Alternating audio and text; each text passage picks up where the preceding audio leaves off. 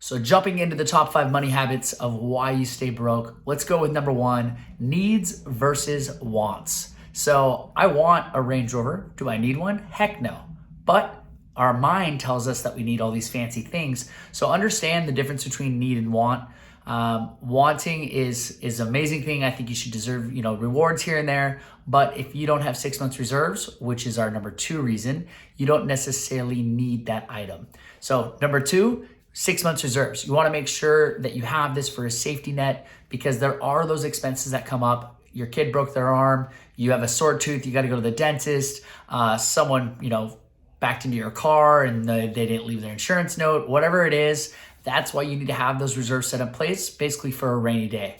Next one is all those little extra expenses, and this goes kind of into the need versus want thing. You don't need that coffee. You don't need that extra Christmas tree or Christmas decorations. And you know what? You don't need that costume for your dog for Halloween. So think about need versus want when it comes to all the extra expenses, because when you're spending those little habits, it does add up. And people say, oh, buying a coffee isn't going to make you broke. I disagree. Next one is not giving 110%.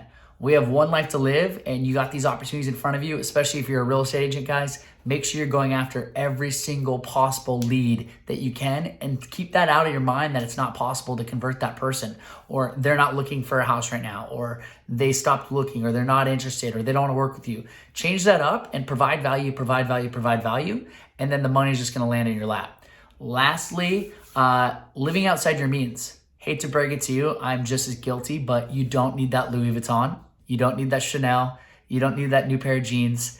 Living outside of our means, society has created this idea that we just need all this nice stuff. And I'm all for having less and just having quality. But if you don't have everything in order, if you don't have your reserves, you don't have everything in place, then you don't need that bag. You don't need that, and yes, I say bag funny, sorry there. You don't need that extra car, etc. So live within your means, have 6 months reserves, don't buy crap like coffees and everything else unless you got that all in place. And then that way you can live free, and the money habits that make everyone go broke, you can look at. And once you're past that limit, holy crap, it becomes easier and easier. But then the government's gonna ask you for taxes, so get ready for that. All right, chat soon, guys. Hope you learned something.